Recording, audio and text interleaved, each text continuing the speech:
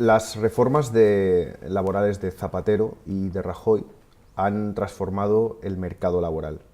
¿Crees que habían objetivos estructurales de crear de conjunto condiciones más difíciles para la negociación colectiva y para el desarrollo de la actividad de los sindicatos? Está claro, es una ofensiva, yo creo que no solamente de nuestro país, es supranacional, por parte del ultraliberalismo económico, con el fin de tener pues bueno, más débil a los sindicatos y a la clase trabajadora, y por lo tanto el tema de las reformas que se hicieron tanto con Zapatero como con Rajoy obedece a lo que ha ido marcando la troika, y que no es otra cosa también bueno, que estar las instituciones internacionales pues bajo el zapato de la economía, de esta economía imperante, que es la que está pues como caballo desbocado, haciendo pues un solar todo el espacio sociolaboral que teníamos y que durante tantas décadas se ha ido armando, ¿no? Y efectivamente la reforma laboral ha sido eso, el hachazo hacia el modelo de no solamente de los derechos laborales, de las rentas laborales, sino también del modelo de negociación colectiva y del derecho del trabajo que hemos ido haciendo en España durante décadas. Y ahí ha sido el romper eso para romper también, pues más aún, las fuerzas de la organización de los trabajadores, a favor de que, como digo, pues las multinacionales, las empresas, tengan mayor ganancia en menos tiempo. El ser humano es lo que no importa, lo que importa es la capacidad de beneficio que puedan generar. Ahora estamos en un momento de negociaciones, posibilidades de gobiernos de unidad, etc. En el mundo sindical se ha producido en los últimos años, especialmente desde hace 5 o 6 años, en este periodo de crisis, un proceso de trabajo conjunto de los sindicatos en el que la Unión Sindical Obrera habéis tenido un papel fundamental, ¿no? ¿En qué medida crees que desde USO habéis hecho posible o habéis sido el factor decisivo para que se abriera una nueva etapa de unidad y de colaboración sindical? Bueno, tanto como decisivo, yo creo que sería excesivo, pero sí que es cierto que nosotros siempre hemos intentado hacer la unidad de acción sindical. No es una cosa solamente puntual, es algo que lo tenemos también en los genes, en nuestra propia carta fundacional. Ya se habla de que nacemos para desaparecer, habla de la gran central democrática de trabajadores. Siempre ha sido la unidad sindical, es congénita con el sindicalismo, al menos con el sindicalismo de la USO y con cualquier sindicato que se precie, la unidad, la solidaridad, los valores del trabajo. Y la unidad es uno de ellos, claro. Desde luego, nosotros lo que queremos es aportar a esa unidad desde la pluralidad actual que hay en la sociedad, ¿no? Y desde esa pluralidad, tanto en el campo sindical como en el campo social, yo creo que la cumbre social que viene funcionando pues prácticamente desde la aparición de esta ya tan larga crisis económica como venimos padeciendo, pues al menos ha sido una plataforma social y ciudadana con la que enfrentar todas las medidas que se han ido dando. Y en ese sentido yo creo que bueno, que hay que valorarla como el esfuerzo conjunto por contrarrestar todas estas nuevas agresiones que reiteradamente han ido apareciendo contra el conjunto de la ciudadanía, ¿no? Y ahí sí que estamos satisfechos de poder también sumar a ese esfuerzo colectivo de lo que estamos haciendo. Hemos llegado a escuchar valoraciones del tipo la huelga ha dejado de ser un instrumento de lucha fundamental para los trabajadores o es un instrumento del pasado. Sin embargo, cada vez que se pone encima de la mesa, demuestra no solo su efectividad, sino su capacidad de movilización. ¿Crees que entre ajenos e incluso entre propios se han movido, se han creado una serie de climas de opinión que han ido a socavar o atacar al mundo sindical y a la capacidad combativa del mundo obrero? Desde luego, es algo que además desde el control que también se hace por parte de quienes manejan, sobre todo las instituciones financieras, de los medios de comunicación, pues el mensaje que intentan calar en la sociedad es el que comentas, ¿no? Efectivamente, que la huelga ya es un instrumento del pasado, que la huelga tiene que desaparecer. Ha habido durante los últimos años un ataque brutal por parte de las asociaciones empresariales internacionales contra el derecho de huelga, fundamentalmente en la OIT. Lo que no había pasado en 100 años de la OIT ha venido ocurriendo en los 2 últimos años, que por parte de los empleadores no se ha querido hacer la lista de los 25 casos más sangrantes de violación de los derechos humanos en materia laboral, porque ponían como condición la eliminación del derecho de huelga. Y contra eso hemos tenido que luchar fuertemente por parte de todas las organizaciones sindicales.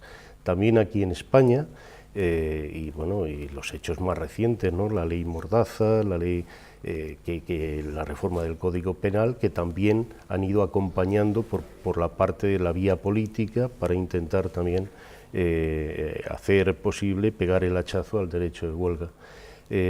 Afortunadamente eso en el seno de la OIT lo hemos podido parar y efectivamente el derecho de huelga no solamente es un derecho fundamental y es pues prácticamente el único arma que tenemos los trabajadores para hacer frente a cuando por parte de los empresarios se niegan a negociar las condiciones de trabajo o hacen cualquier tipo de actuación contraria a lo que son las leyes o a lo que son los derechos de los trabajadores, ¿no? Siempre lo hemos tenido tan claro que somos el único sindicato a nivel nacional que tiene un instrumento para la acción sindical, como tenemos la Caja de Resistencia y Solidaridad, que lo que hace es pagar las huelgas o los despidos sindicales o los cierres patronales a los afiliados, precisamente para que no tengan el miedo a poder ejercer el derecho de huelga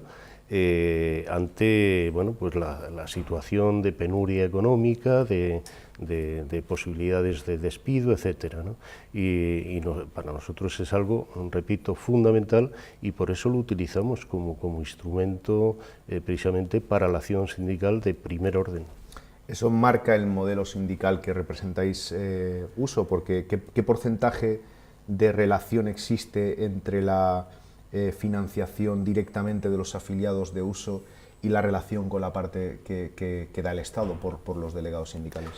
Bueno, nosotros tenemos el 81% de financiación propia directa de la cuota. La parte de la financiación por parte del Estado actualmente puede estar en torno al 12-13%, y después hay otros ingresos que vienen por distintas vías, ¿no? Pero ya son ingresos también externos. Pero esa es un poco Pero vamos, nosotros también en este sentido siempre lo hemos tenido meridianamente claro. Para ser un sindicato autónomo tienes que tener una autofinanciación propia. ¿Quién paga manda? Claro, exacto. Y por lo tanto la autofinanciación te exige que la mayor parte de esos ingresos sean propios. Claro. Hemos tenido que ver también cómo han ido surgiendo en las 2 principales centrales sindicales, cómo se han hecho públicos diferentes casos de corrupción que han tenido que ver con el tema de los ERES de Andalucía o han tenido que ver con el tema de las tarjetas Black. ¿Tú crees que se ha gestionado de forma adecuada por parte de las centrales sindicales esos casos de corrupción para romper y cortar la relación del mundo sindical que inevitablemente ha sido utilizada para atacar también al mundo sindical. Sí, sí, desde luego. Yo creo que seguramente que se hayan cometido errores, grandes errores de no acometer de forma inmediata pues, estos temas, ¿no? Lo que también creo es que, bueno, por una parte, pues muchos, yo creo que las organizaciones sindicales tenemos también unas leyes internas, unas normativas internas, los estatutos, por ejemplo, que son muy garantistas de las personas, y entonces tenemos ciertas también cortapisas a la hora de poner en marcha desde el interno las acciones inmediatas para cortarlo de inmediato, ¿no? Ahí tenemos que también hacer reformas, yo creo que todos, ¿no? Y otra cosa es la generalización que también desde determinados medios de comunicación se ha hecho de eso. Es decir, el tema de la corrupción está en la condición humana, es un problema y una cultura también del propio capitalismo, ¿no? Que ha calado mucho en la sociedad.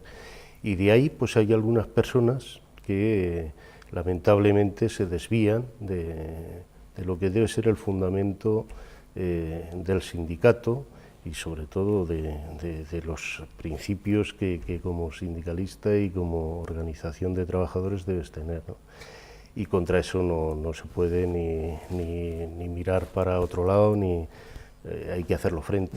Pero de todas formas, lo que sí que hemos visto es cómo los casos de corrupción, y en este caso no solo en el mundo sindical, han aparecido siempre vinculados a grandes negocios, a grandes inversiones, y desde los casos de corrupción en Valencia del PP hasta los casos de corrupción de la familia Puigdemont o Convergencia y Unió en Cataluña, siempre ha aparecido detrás el capital extranjero o la gran banca, como el caso Púnica en Madrid. Es decir, los corruptos aparecen en cierta manera como receptores de las mordidas necesarias para una serie de negocios, ¿no? En ese sentido, ¿no crees que la corrupción también va ligado a ese quien paga manda? Es decir, cuanto mayor independencia tienes, pues menos peligros tienes de estar sometido a las embestidas de los corruptores, ¿no? Por decirlo así. Sí, sí, efectivamente, ¿no? Es lo que comentaba, ¿no? Yo creo que está dentro de la cultura también estructural de lo que es el capitalismo actual, de esta globalización económica y sobre todo pues de quienes tienen el poder económico y financiero, ¿no? Fundamentalmente las multinacionales, la banca, las grandes empresas transnacionales que son las que bueno, pues, están para poder tener negocios, más capacidad de negocio, pues lo de la mordida que se conoce en otras latitudes, pues aquí se da también, pero a grandes escalas, ¿no? Se ha celebrado el Congreso de la Unión General de Trabajadores, el principal sindicato del país, con una renovación de la dirección, y el tema del referéndum en Cataluña, del derecho a decidir, ha jugado un papel fundamental en el debate por la trayectoria del ya elegido nuevo secretario general de la UGT. ¿Crees que el derecho a decidir planteado tal y como se ha presentado en Cataluña por parte del movimiento independentista encabezado por Artur Mas y Convergencia y Unió es un palo en la rueda del movimiento obrero porque divide y enfrenta a los obreros y a la clase obrera de diferentes nacionalidades y regiones de España? Es posible. Yo lo que creo es que hay Artur Mas, sobre todo, pues la estrategia que fue planteando hasta la definición final de la soberanía y el planteamiento que sigue teniendo ahí Convergencia Democrática de Cataluña, pues este era uno de los temas fundamentales para intentar acuerpar más a la sociedad catalana contra el planteamiento de bueno, lo que hace falta no es disgregar nada, sino lo que hace falta es cambiar lo que haya que cambiar dentro de la legalidad que tenemos, ¿no? Y yo creo que ahí sí que ahí se vieron envueltas también no solamente las organizaciones sindicales, casi todas las organizaciones de la sociedad catalana, y ahí es verdad que bueno, hizo un sentimiento muy grande y no se puede obviar eso ni estar condenándolo porque está ahí. Y con eso tienes que trabajar y convivir también, ¿no? Nosotros lo que planteamos es que no ganaría nadie con el planteamiento de la disgregación. Lo que hay que hacer es reformar sobre todo la Constitución española, hacer las grandes reformas que también necesita el país, grandes pactos de Estado, y eso necesita pues la mayor de la colaboración de todas las fuerzas también políticas y sociales y sindicales para poder lograrlo, ¿no? Con mucho esfuerzo, mucho trabajo seguramente, pero hay que hacerlo.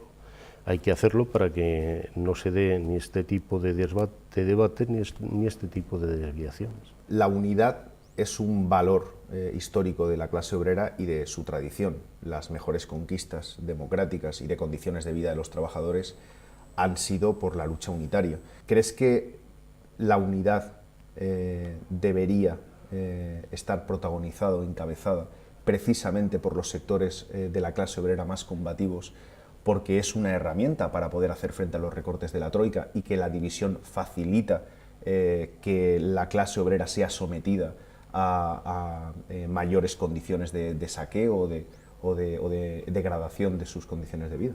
Sí, sí, es así. Es decir, que en España tenemos del orden de las 300 organizaciones sindicales. Algo hemos avanzado, desde los primeros tiempos de la democracia, en que existían prácticamente 10 veces más. La uso en ese sentido ha sido, yo creo que bastante culpable, entre comillas, de que no se haya atomizado y al revés, ¿no? Se haya ido concentrando cada vez más y reduciendo el número de organizaciones sindicales, precisamente por ir recogiendo también en su espacio a determinados siglas y organizaciones. Pero sigue estando muy atomizada la clase trabajadora en España. Son 300 organizaciones diferentes las que hay, ¿no?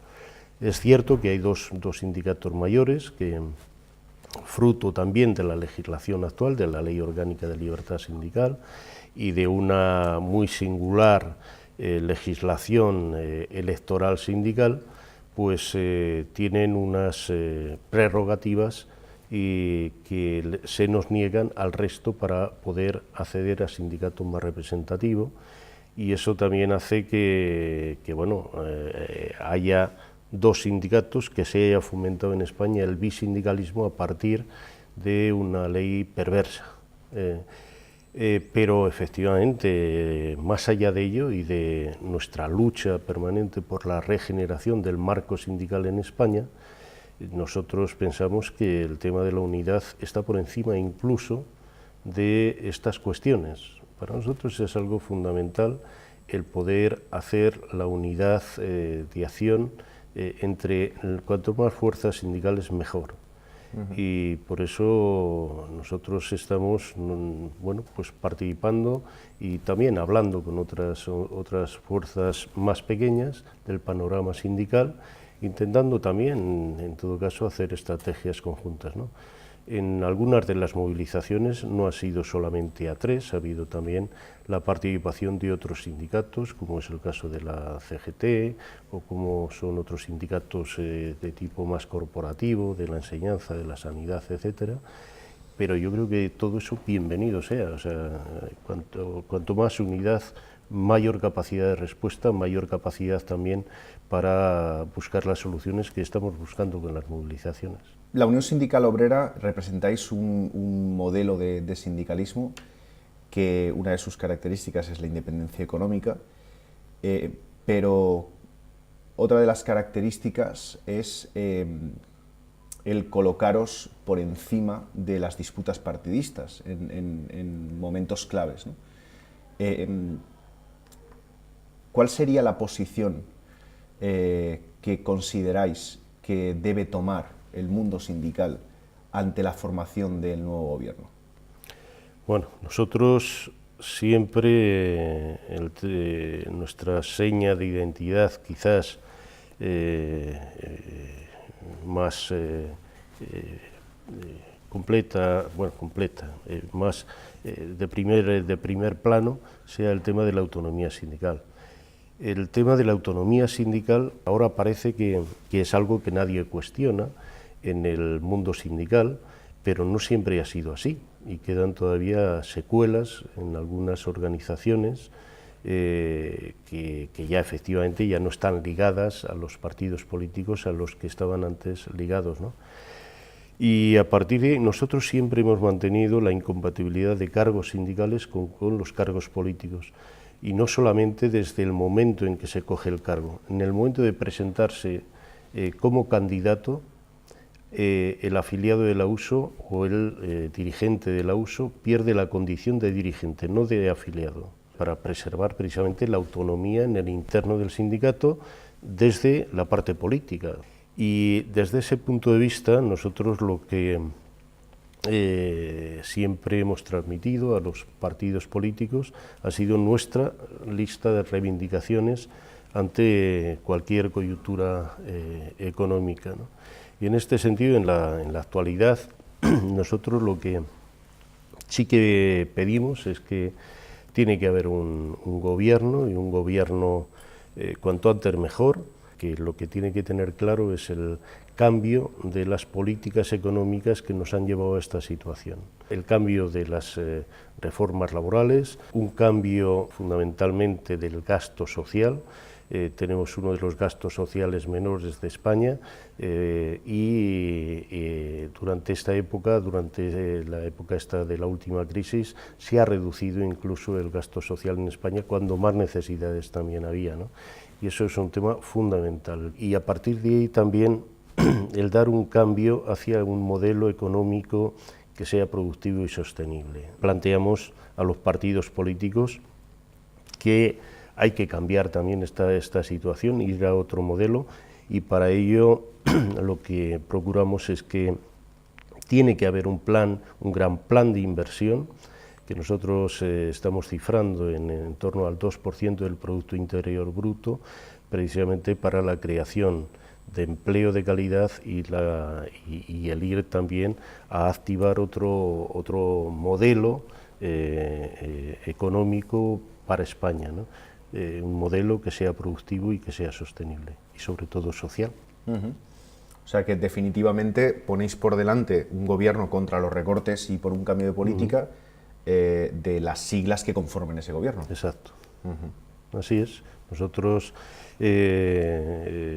creo que no es tanto las siglas, y bueno, y lo hemos visto a lo largo también de los últimos años. Los gobiernos que ha habido con distintas siglas, pero las políticas han sido muy similares, ¿no? Por lo tanto, nosotros lo que queremos son programas serios, firmes, y que contemplen precisamente estas cuestiones, ¿no? Como prioridades. Después hay otras cuestiones ya no tan prioritarias, como es la regeneración también del marco político y sindical, en cuanto a la ley electoral, en cuanto a la normativa también electoral, en cuanto a las leyes que tienen que cambiar los modelos actuales de bisindicalismo y bipartidismo. Todo esto también, a más, pero las tres prioridades fundamentales son las que comentaba, ¿no? El tema de lo social, para nosotros es un tema prioritario.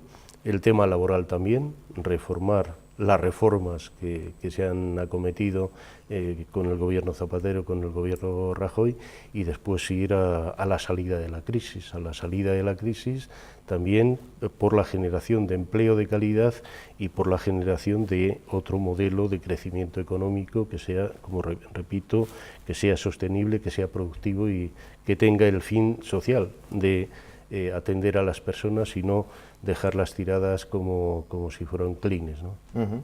Uso pertenecéis a la Mesa Estatal por Referéndum de las Pensiones, con otras 165 organizaciones, y las pensiones son una de las cuestiones que Bruselas ha puesto encima de la mesa, exigiendo una nueva reforma de las pensiones.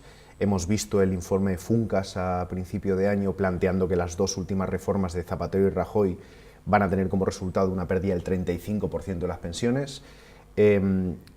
¿Cuál creéis que es la importancia que tiene dar la batalla de la defensa de las pensiones en estos momentos? Es otro de los temas fundamentales, ¿no? Es otro de los objetivos donde han fijado también el tiro actualmente, pues este ultraliberalismo económico, y para bueno, plantear el tema de los planes privados de pensiones, porque es otra fuente en la que quieren meter mano, porque son unas ingentes cantidades económicas para poder seguir manejando por parte de las entidades financieras fundamentalmente.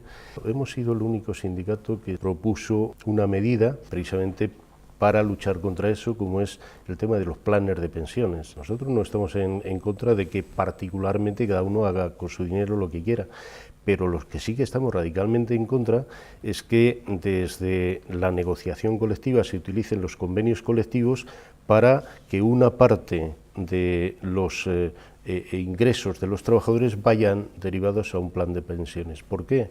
Pues porque de cada cotización, vamos a suponer que son 100 euros lo que se derivan a un plan de pensiones de cada trabajador al año, de esos 100 euros que significan que se retiran de lo que es el salario, el empresario tendría que cotizar 30 euros a la caja única de la Seguridad Social y el trabajador 6 euros, pero son 30 y los 36 euros los que no van a la caja de la Seguridad Social, sino que van los 100 euros a un plan de pensiones que después se gestiona por parte de los bancos y se llevan también su parte de tajada de la gestión, ¿no? Contra eso es lo que desde la USO también planteamos un plan de acción por parte de la Confederación Europea de Sindicatos, y bueno, en eso también estamos, en esa derivada, ¿no? Es un tema fundamental, el tema de la lucha con el tema de las pensiones ha sido una herramienta de solidaridad preciosa en esta época de crisis. ¿Cuántas familias, cuántos hogares, cuántos ciudadanos españoles se han podido mantener a flote gracias a las pensiones de sus mayores? Hay que hacer una defensa a ultranza del sistema de pensiones público, también hacer esa defensa como parte que somos de la MER, de que se garantice en la propia Constitución que no se pueda tocar el tema de las pensiones para derivarlo a otros fines, ¿no? En los últimos años, los sindicatos que tenéis una trayectoria de independencia económica, habéis tenido un mayor protagonismo o habéis ido ganando protagonismo en las empresas, y quería saber si esto vosotros lo habéis, se ha reflejado en un aumento de la afiliación, en un aumento de los delegados. ¿Cuál es la situación de USO en cuanto a su desarrollo y expansión entre la clase obrera y los trabajadores en España? Sí, durante la crisis golpea a todos los sectores y fundamentalmente, aparte de la crisis, pues como hemos venido relatando, las políticas que se han venido haciendo contra también la organización de los trabajadores, contra los derechos laborales. Todo eso también tiene un reflejo en las organizaciones sindicales, ¿no? Y sobre todo el paro, el desempleo. Los 5,5 millones que hemos venido a tener de desempleados, lógicamente también conlleva automáticamente pues un reflejo en la afiliación sindical. Y ese reflejo ha sido para todas las organizaciones. Es verdad que no en la misma medida. Por los datos que he venido viendo en algunos medios de comunicación o que incluso han dado otras centrales sindicales, mientras que los dos grandes sindicatos han podido perder en torno al 20% de afiliación, Nosotros puedo decir que en esta época de crisis hemos perdido afiliación, pero estará rondando el 8,5%. Y otra cosa bien distinta han sido la representación sindical. En las elecciones sindicales sí que es cierto que los dos grandes sindicatos han perdido mucha fuerza, en torno a 50.000 delegados en toda la crisis, prácticamente 35.000 en el último mandato, y ahí la USO no ha perdido, sino que ha mejorado sus resultados electorales. El certificado que tenemos de los últimos resultados electorales al 31 de diciembre, la USO sí que superamos más de los 10.000 delegados, y queda todo lo que es el periodo Valle, estos 2 años, que normalmente para la USO siempre han sido el periodo Valle, se van arrastrando resultados de procesos anteriores, porque lo que va conllevando este modelo de electoral sindical es que se vayan retrasando los procesos, y ahí esperamos, el objetivo es llegar a los 12.000 delegados sindicales en toda España. Desde que entraste en la Secretaría General de USO, ¿cómo valoras las transformaciones y los saltos que ha ido dando USO, que son importantes? ¿Y cuáles son las perspectivas que se abren para el sindicato? Los retos más importantes. Los retos más importantes para nosotros es la transformación también del sindicato hacia los nuevos tiempos. Lo que hemos hecho ha sido reducir aparato, no solamente en cuanto a las federaciones profesionales, también en cuanto a los miembros, por ejemplo, desde la Comisión Ejecutiva hemos pasado de 9 a 6, el Consejo Confederal hemos limitado el número de miembros, y no por ello es menos participativo, ¿no? Cada vez que hay una crisis abre más fracturas dentro de la composición de la clase obrera. Ya se habla de una nueva clase social, del precariado. La clase está fracturada, eso es cierto, y hay que hablar de clases sociales, y en ese sentido para nosotros es fundamental el tema de la intersectorialidad del sindicato, y sobre todo el aspecto social. El sindicato tiene que mirar menos en el ombligo de la afiliación, que normalmente está compuesta fundamentalmente por afiliados con empleo, y mirar más hacia el campo de lo social, y sobre todo a las nuevas tendencias que se están imponiendo en el mundo del trabajo, ¿no? Sobre todo y especialmente los trabajadores precarios, los trabajadores con contratos eventuales, los trabajadores con contratos parciales. Ya los eventuales es un 4%, una cuarta parte de todos los trabajadores. Hay casi 2 millones ya de trabajadores con contratos eventuales. A todo eso y a todos los aspectos sociales yo creo que es donde se tiene que volcar el sindicato, y es por ahí por donde queremos enfocar también el futuro de la Unión Sindical Obrera.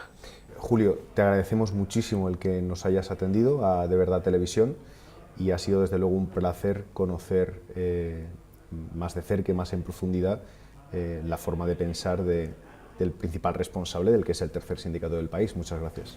No, muchas gracias a vosotros, mucha suerte y toda la fuerza para poder continuar con este tipo también de misiones y de medios independientes frente a todo lo que purula por el ámbito del país, que tanto daño nos hace a las clases trabajadoras.